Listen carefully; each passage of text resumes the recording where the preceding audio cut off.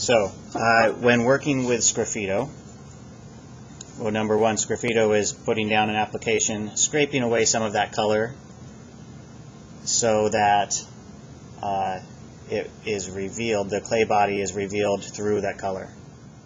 Right? You do this as a technique that you do in the greenware stage, and it's best if it's done when the piece is leather hard. So it holds its form, it's dried out some, right? It's really nice time to carve and incise on your clay.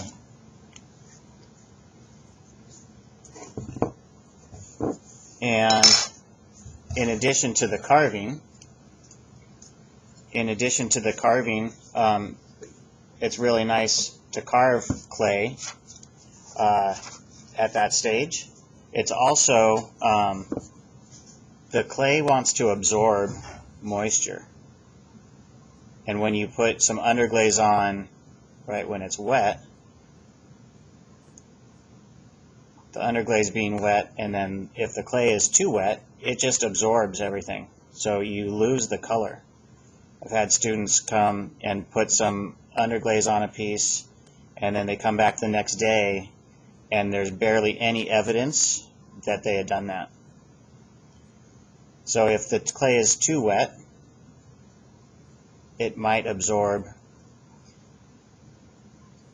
the colorant, right? And you want to have a nice solid coat of underglaze. And so I went in one direction, put one coat down.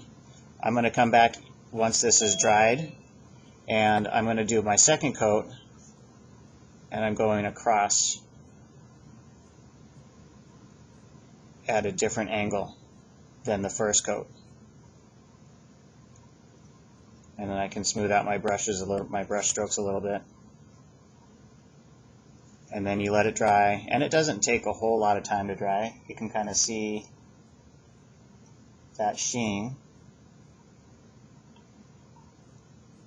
Then I'm going to go back again in my original direction. Put on a pretty thick layer.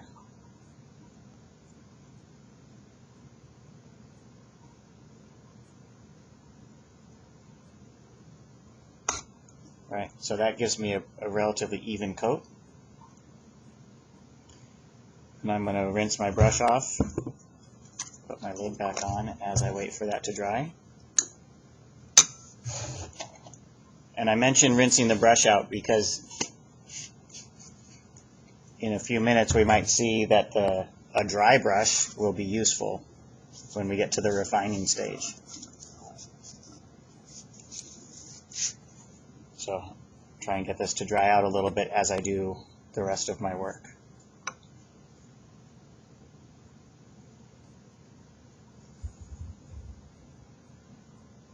And again, you can kind of see some of that shine happening where that underglaze is still a little bit wet.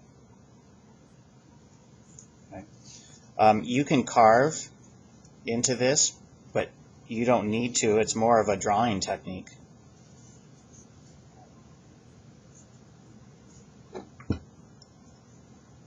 And you can use a needle tool. I'm going to use a needle tool. In the take-home kit, we have a paper clip as our needle tool.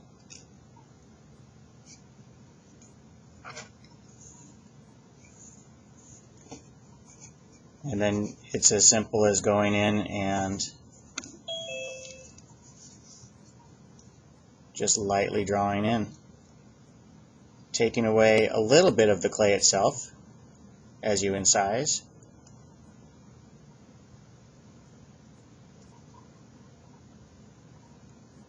But primarily you're going after the color. And you'll get some crumbs show up. And we'll go back later on and clean that up. So I'm just going to take a first pass.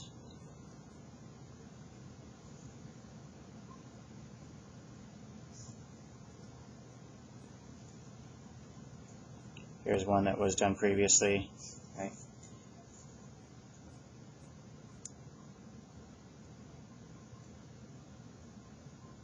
So if we want to continue with this stripe theme, we can come, and now we've got, if we want all of this space to be taken off, I can take this at a bit of an angle, or a stronger angle.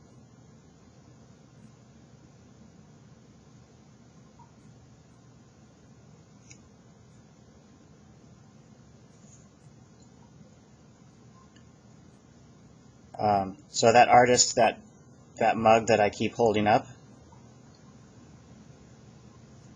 that artist, Patricia Griffin, does a lot of that work, right? That's kind of her dominant style.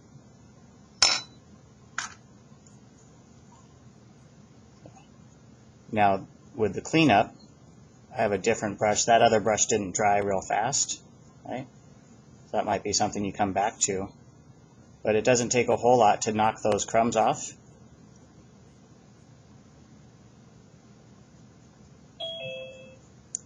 And you can do that by going against your line. In some cases, that's a little bit more effective.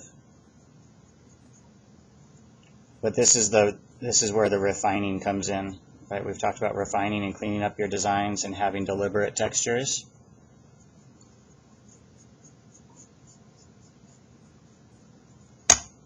And then once I've gone over with the brush, I can come back again with the needle tool. And if you notice how you hold, it's similar maybe to writing with a pencil or a pen. There's a bit of an angle. This needle tool is going at a bit of an angle. And so when I push it down in the clay, it's going to leave a little bit of an overhang on the one side. You can kind of clean that line up just by rotating it and coming back at the opposite angle. Sometimes that's an easy way. And you might change your line thickness a little bit. It might become a little bit thicker in that spot. So that's something to be mindful of.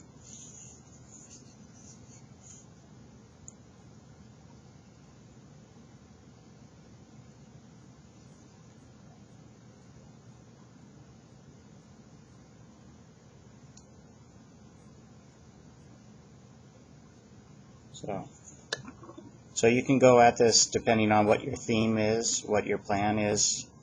You know, think about how to incorporate some kind of technique like this. It doesn't have to be the entire piece, right? It can be some highlighted aspect, but it gives you another way to add surface decoration to your piece. So it's called Sgraffito.